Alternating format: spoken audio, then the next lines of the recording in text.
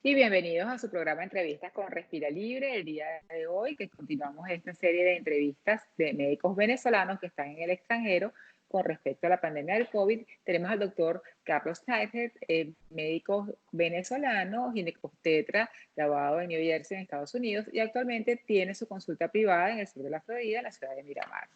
Encantada de verdad de que hayas aceptado mi invitación. Muchas, Bienvenido a Respira Libre. muchas gracias. Muchas gracias. Encantado. Perfecto. Bueno, Carlos, sé que has manejado pacientes, incluso COVID positivo. Con respecto a lo que estamos viviendo con esta pandemia, por favor, danos tu experiencia, tu punto de vista, cómo ha cambiado pues, la consulta, cómo ha afectado a tus pacientes embarazadas. Cuéntanos cómo es tu experiencia actualmente. Bueno, por supuesto que afecta la consulta el hecho del distanciamiento social, la imposibilidad de viajar. Eh, Tengo pacientes que tenían pensado viajar hacia Florida o que viven en otros estados y justamente estaban de viaje y por X o por Y, por supuesto, no pudieron culminar sus planes de viaje. Entonces, eso, por supuesto, ha afectado el desplazamiento de las pacientes. Ahora, también el hecho de que en el consultorio tenemos que guardar el distanciamiento social. Por lo tanto, tenemos que limitar el número de personas que vienen al consultorio. Lo primero que hicimos es que todas las consultas no esenciales, todo lo que no es emergencia, por supuesto, por ahora lo tenemos que posponer. ¿Qué significa no emergencia? Bueno, un chequeo anual ginecológico. Las pacientes, si necesitan su citología o mamografía, si esperamos unas cuantas semanas o unos cuantos meses más, no hay ningún problema en ese sentido. Las pacientes ginecológicas que tienen alguna emergencia o algún problema, un dolor o algo por el estilo, obviamente deben ser vistas inmediatamente, y esas son las pacientes que estoy viendo en mi consultorio, además, por supuesto, de todas las pacientes embarazadas. En cuanto al protocolo de cómo se atienden las pacientes embarazadas, esto también se ha modificado un poquito. Si bien es cierto que en la primera mitad del embarazo las citas o los controles se hacen generalmente cada 4 semanas, a mitad del embarazo cada 3 semanas, el penúltimo mes es cada 2 semanas y el último mes es semanal. Esto se puede modificar extendiéndolo tal vez una semana más, y esto disminuiría un poco la cantidad de visitas que tendría que hacer la paciente al consultorio sin comprometer, por supuesto, el cuidado prenatal y las pruebas que se tienen que hacer en ciertos momentos del embarazo.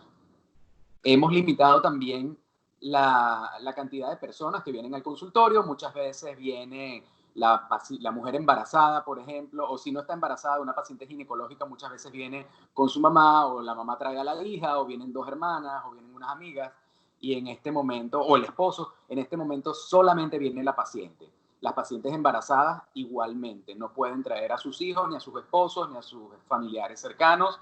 Estamos dejando pasar solamente a la paciente y, bueno, por supuesto, con máscara, porque no sabemos quién puede ser un portador asintomático y nos tenemos que proteger todos, y por eso es que yo mismo y el personal que trabaja en mi consultorio utilizamos máscaras. Las pacientes vienen con sus máscaras, limpiamos muy bien con soluciones desinfectantes todo el equipo que se utiliza, el ultrasonido, por supuesto guantes desechables, la silla o la mesa donde va a ser examinada la paciente también se recubre con un papel y el papel se cambia, y bueno, tratamos de hacer todo lo posible por evitar la transmisión del virus, y eso es lo que estamos haciendo en el consultorio. En el hospital, hospital o clínica, bueno, aquí en Estados Unidos me refiero a que no existe esa diferencia como estamos acostumbrados a público, privado, hospital y clínica. Cuando las pacientes van a dar a luz y entran a la unidad de maternidad, en este momento se les está haciendo la prueba del COVID a la paciente. Y el Es una resultado, norma a todas las pacientes. y no hay que si yo quiero, no quiero, que si a mí sí, a mí no, si va a entrar a todo paciente, no solamente las mujeres que van a dar a luz, todo paciente que es admitido al hospital se le hace la prueba. Nuevamente repito, por el gran número de personas que son portadores asintomáticos, muchas veces el diagnóstico se hace de esta forma. Al no saber si un paciente tiene o no tiene el virus, por supuesto estamos exponiendo al personal, a los médicos, flebotomistas, técnicos y todo el mundo que trabaja en el hospital, además de otros pacientes. Entonces hay que tomar las medidas inmediatamente cuando se detecta un paciente que es portador del virus, aunque no tenga síntomas, por supuesto. Entonces, bueno, eso es una de las cosas que han cambiado. Paciente que es admitido al hospital, se le hace la prueba del COVID. Y un paciente que va al hospital a ser admitido por cualquier otro motivo, no estoy hablando de obstetricia, estoy hablando de, por ejemplo, una neumonía que no esté relacionada con COVID o lo que sea, un paciente que tiene que ser hospitalizado, no puede ir con ningún familiar y no puede recibir visitas. La única excepción son los bebitos que están en terapia intensiva, que obviamente sus padres pueden entrar a visitar, y las mujeres que están en la unidad de maternidad, sea parto o sea cesárea, puede entrar un solo acompañante. Entonces ahí es que tiene que decidir si va a entrar, por ejemplo, su esposo o su pareja o su mamá o su hermana, pero es una sola persona que puede entrar y después no hay visitas. O sea, por ejemplo, si esa paciente dio a luz hoy y entró su esposo, ese visitante no puede cambiar. Es la misma persona, puede Hasta el entrar alta. al día siguiente, al día subsiguiente, pero no es que hoy entra mi esposo y mañana entra mi mamá y pasado entra mi hermana. No. Un solo visitante o acompañante por persona en la unidad de maternidad. Entonces, esas son las reglas bastante estrictas que estamos siguiendo la mayoría de los médicos en nuestros consultorios y las reglas que se están siguiendo en los hospitales en la mayoría de los estados de los Estados Unidos. Sí, de verdad que ha cambiado todo, nos ha cambiado la perspectiva y con respecto, claro, siempre la rama de la medicina mucho más humana es la parte de la obstetricia, ¿no? Porque el hecho del nacimiento de un bebé siempre es una alegría familiar y en la costumbre, pues bueno, en nuestros países latinos, pero aquí también es que estén los familiares acompañando y aquí mucho más porque aquí el proceso del parto es con el acompañante, o sea, es el acompañante que está precisamente llevando este proceso del parto. Entonces, Claro. creo que eso ha sido un cambio radical en la manera de trabajar, ¿no? ¿Cómo ha sido aceptado esto por los pacientes? Porque no tienen opción, tienen que aceptar, pero ¿cómo ha sido el manejo? Bueno, difícil que lo acepten, sobre todo en nuestra consulta. Yo siempre digo y he hecho broma, yo quiero mucho a los maracuchos, pero los maracuchos, como todos sabemos, vienen toda la familia y todos son primos y a veces en mi sala de exámenes estamos todos apretados porque traen a todos los familiares y somos a veces hasta 10, 12 personas en una salita de exámenes porque todo el mundo quiere ver el ultrasonido y todo el mundo quiere acompañar a su familiar a la consulta prenatal. Por supuesto que les estamos diciendo que no. La única excepción que estoy haciendo son pacientes nuevas que están viniendo por primera vez. Por ejemplo, una mujer que queda embarazada, tiene 7, 8 semanas, está viniendo a mi consultorio por primera vez. Esa es, digamos, la única cita que en este momento estamos permitiendo que venga con su acompañante, que generalmente es el esposo o su pareja. Pero ya para la segunda cita, tercera cita y todas las demás citas subsiguientes, tienen que venir solas. No les gusta, tuve el caso de una paciente que vi antes de ayer que venía para su segunda cita y entonces, claro, en la primera cita vino su esposo, en la segunda cita le dijimos que no, ella de todas maneras entró con él a la sala de espera y le tuvimos que decir que por favor él tiene que esperar afuera. No le gustó, pero al final yo le expliqué que es para protegernos a todos, es para proteger a otras pacientes, es para protegerla a ella misma y es para protegerme a mí, porque bueno, yo no, por supuesto, también tengo que cuidarme y no me gustaría contraer el virus porque eso me obligaría a mí que trabajo solo a suspender mis consultas y tener que pedirle a otro médico que atienda a mis pacientes durante el tiempo que yo tendría que estar separado de mis pacientes. Entonces, es una protección para todo el mundo y en el hospital ahí no hay ninguna opción. Ahí no hay que si yo quiero o no quiero seguir las normas, es Es prácticamente así. obligatorio o no puedes entrar al hospital. Sí, definitivamente ya a nivel de hospital es otra cosa. Pasa que en la Claro. consulta privada las normas a veces tienden a flexibilizarlas los pacientes, bueno, aunque uno no quiera, pero bueno, esta es una nueva normalidad de que todos tenemos que estar. Mira, cuéntame un poco, Carlos, ¿pacientes COVID positivo? Sí, he tenido un par de ellas. Afortunadamente ambas tuvieron un curso, bueno, fueron asintomáticas. No tuvieron absolutamente ningún síntoma. Obviamente no les puedo dar nombres ni detalles, pero sí les puedo explicar más o menos qué fue lo que sucedió o cómo se estableció el diagnóstico, Claro. qué pasó con esas pacientes. Una de ellas, que fue mi primera paciente, era todavía, digamos que a principios o a mediados del mes de marzo, en que todavía no estábamos usando máscaras, no estábamos bien establecidos con lo del distanciamiento social. Entonces, a pesar de que sí sabíamos de que estaba el virus presente en la comunidad, no estábamos como tan Cuidándonos. asustados, estábamos como tan conscientes. Entonces, yo veía Sí. en el consultorio eh, sin máscara, venían con sus acompañantes, etcétera, y una paciente que tenía ya 38 semanas y yo la vi en mi consultorio esa semana, me llama y me dice, mire doctor, mi papá, que vive conmigo, resulta que ayer presentó un dolor abdominal y una fiebre, lo llevamos al hospital, le diagnosticaron apendicitis, lo operaron como parte del protocolo, también le hicieron la prueba del COVID y resulta que mi papá es positivo, o sea, es portador del virus, aunque no tenía ningún síntoma respiratorio. El único síntoma que tal vez se le pudiera atribuir al virus es la fiebre, pero si bien es cierto que también tuvo apendicitis aguda, Apendicitis. no pudiera explicar fiebre. Entonces nunca se pudo saber exactamente si fue asintomático o si llegó a tener síntomas. Lo que sí es que no tuvo síntomas respiratorios. Entonces, en ese momento a toda la familia le hicieron la prueba y a mi paciente también le hicieron la prueba y dio positivo. Sin embargo, el esposo de mi paciente, la mamá, la hermana, todo el resto de los familiares negativos. En esa casa donde vivían todos estos familiares de mi paciente, los únicos positivos fueron el papá y ella.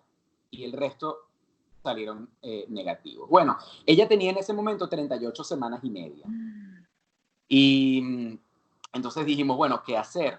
Si a las 39 semanas decidíamos inducir el trabajo de parto, en vista de que ella todavía iba a estar portando el virus, se iba a tener que seguir el protocolo de aislamiento de su bebé.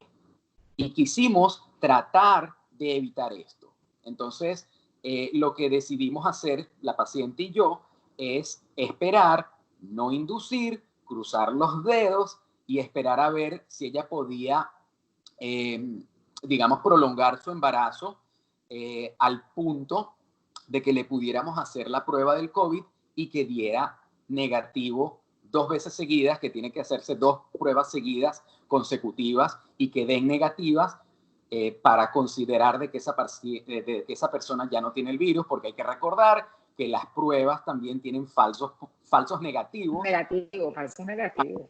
falsos negativos. Entonces el hecho de que a una persona se le haga la prueba y de negativo no quiere decir que no tiene el virus. Entonces tienen que haber 2 pruebas negativas consecutivas con 24 a 48 horas de intervalo entre ellas. Entonces ese era nuestro plan. Eh, Pasó el tiempo, ella no entró en trabajo de parto, se le hizo la prueba, pero antes de que pudiéramos recibir el resultado, ella entró en trabajo de parto. Entonces, bueno, se tomaron las precauciones en el hospital en el sentido de que tienen unas habitaciones en la unidad de la sala de parto, tienen unas habitaciones que son de presión negativa y eso para los que no conocen, lo que significa es que el aire que está en esa habitación no sale hacia afuera, sino que el aire solamente puede entrar, porque dentro de la habitación hay presión negativa. Entonces el aire solamente puede entrar y eso quiere decir que el aire que potencialmente tiene las Contaminados. microvirus no va a salir de esa habitación. Entonces la paciente entró a una habitación de presión negativa, tuvo a su bebé, pero mientras ella estaba en trabajo de parto, le repetimos la prueba, que era de hecho la segunda prueba, y ahí obtuvimos los 2 resultados negativos, y afortunadamente entonces en el momento en que ya nació su bebé, ella pudo estar en contacto cercano con su bebé, es decir, pudo estar Amamantarlo.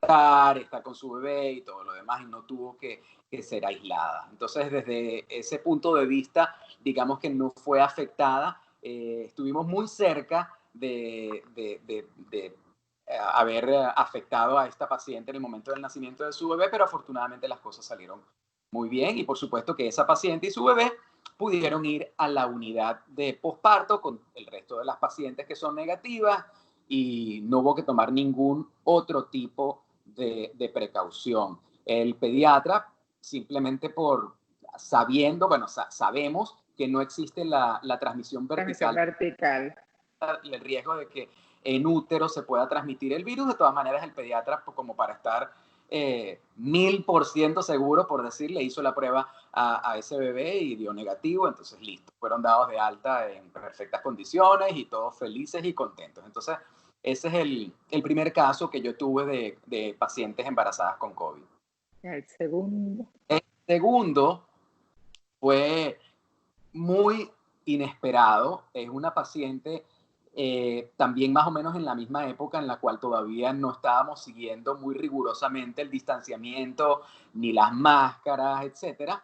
Entonces es una paciente que yo vi en mi consultorio a las 40 semanas como parte del examen físico, le hice el tacto vaginal, es decir, yo estuve, solamente les menciono esto para que entiendan que yo estuve muy cerca de la paciente. Eso que decimos que hay que estar a 2 metros, nada que ver. Yo estuve, digamos, cara a cara con esa paciente mientras la examinaba y mientras le estaba haciendo el ultrasonido. Al día siguiente, ella entró en trabajo de parto espontáneamente, llegó al hospital, le hicieron la prueba y, sorpresa para todos, dio positivo. Entonces, bueno, inmediatamente a esa paciente la trasladaron a esta habitación de presión negativa. A mí me lo notificaron. Yo, por supuesto, me asusté y dije, bueno, lo más probable es que yo haya contraído el virus. Aquí hago un paréntesis. Sabemos de que hay muchas personas que tienen o sea, pasaron el virus, crean inmunidad y no llegan a tener ningún síntoma. Y aquí, entre paréntesis, yo pensé y dije, bueno, ojalá que yo esté dentro de ese grupo. Claro.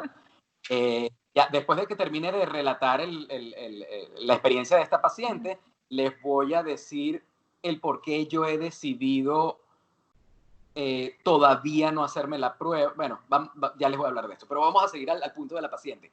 Ella, bueno, le cayó como un balde de agua fría, por supuesto. Estaba en shock, no se lo esperaba, se puso muy nerviosa, se asustó muchísimo porque ella en ese momento no sabía que no existía la transmisión vertical, de que los bebés no son personas que son de alto riesgo. Entonces ella más bien estaba pensando todo el tiempo en su bebé.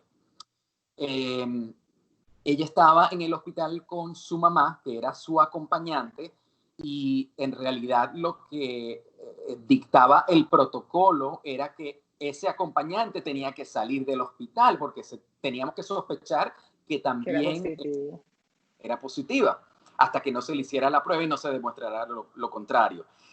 Sin embargo, en ese momento ella ya estaba tan cercana al parto que los administradores y el personal del hospital decidió que ella pudiera quedarse ahí. De hecho, ya estaba adentro. No era una persona que estaba entrando nuevamente, ya estaba dentro de la habitación de presión negativa. Entonces, ella iba a salir de la habitación de presión negativa e iba a abandonar el hospital. ¿Qué importaba si lo iba a hacer en ese momento o inmediatamente después del parto de su nieto? Entonces decidimos dejarla en vista de que ya el trabajo de parto estaba bastante avanzado y afortunadamente entonces mi paciente pudo tener la compañía de su mamá en el momento del nacimiento de su bebé. Ahora, cuando nace un bebé y la mamá es COVID positivo, lo que hacemos es aislar a ese bebé. Simplemente, aunque sabemos de que los bebés no son una población de alto riesgo y que la morbimortalidad es mínima, de todas maneras se protege a ese bebé. Entonces, claro, bueno, cuando ocurrió el parto, yo por supuesto se lo mostré, pero no hicimos el piel con piel que generalmente hacemos en el pecho de la mamá. Ella no pudo amapuchar y acurrucar a su bebé en ese momento. ¿Qué más? Bueno, no pudo amamantar en ese momento a su bebé y después de que la paciente se recuperó, digamos que se le pasaron los efectos de la anestesia peridural, fue llevada a una habitación que no está dentro de la unidad donde están las pacientes de posparto, sino que fue a otro piso del hospital donde también Aislada. situación de presión negativa, aislada, y su bebé estuvo también aislado en el retén. Ahora, al bebé se le hicieron las dos pruebas con 24 horas de intervalo entre una y otra, y al obtener la segunda prueba en el segundo día de vida de ese bebé ya podía estar de alta. Y a la mamá le dimos el alta también al segundo día posparto. Todavía a la mamá le había dado, antes de irse del hospital le repetimos la prueba y todavía estaba positiva.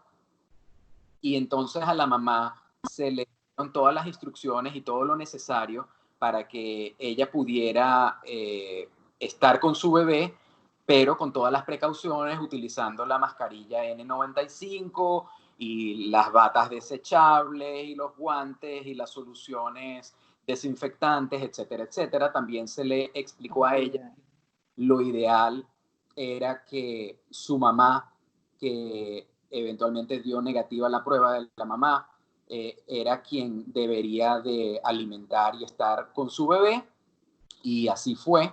Ella se extraía la leche con una bomba y pudo darle de su leche a su bebé, pero no directamente, sino sacándose la leche con una bomba de extracción, y la mamá de la paciente, la abuelita, le daba el teterito a ese bebé. Entonces, bueno, esa fue la experiencia.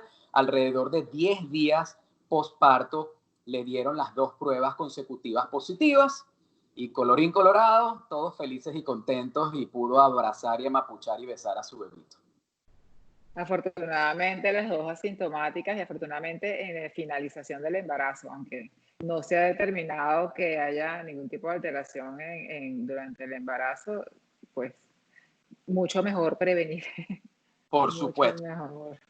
no hay la transmisión vertical del virus, sino también hay que mencionar de que no hay efectos teratogénicos, o sea, que Sí, no hay, no.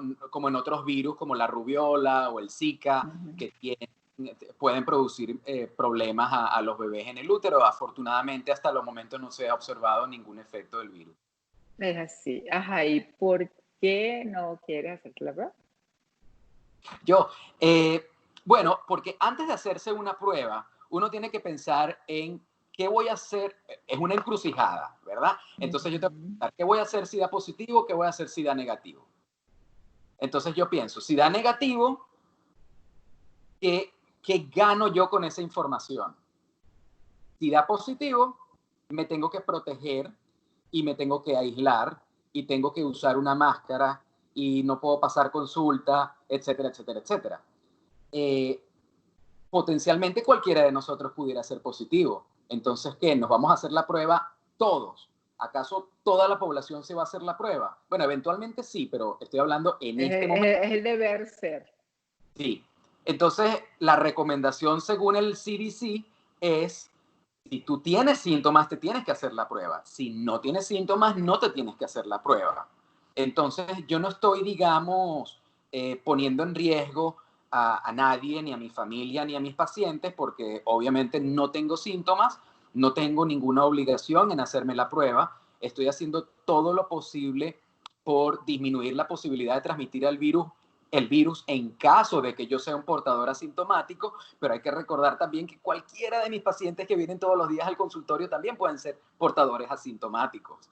Entonces, en realidad, yo no lo veo como algo que se debería de hacer, y también, por supuesto, he consultado con epidemiólogos que trabajan en el hospital y otros colegas, y todos coincidimos en lo mismo. No es necesario hacerse la prueba, por lo menos en este momento. Sí, bueno, igual estás tomando todas las precauciones en la consulta, igual estás cubierto, igual estás Claro, haciendo todas las medidas que se deben hacer y toda la bioseguridad está a la mano para tus pacientes, que realmente es el fin último. claro. Y yo creo que eso es lo que importa. Bueno, Carlos, de verdad que muchísimas gracias. Ha sido bien interesante compartir esta experiencia.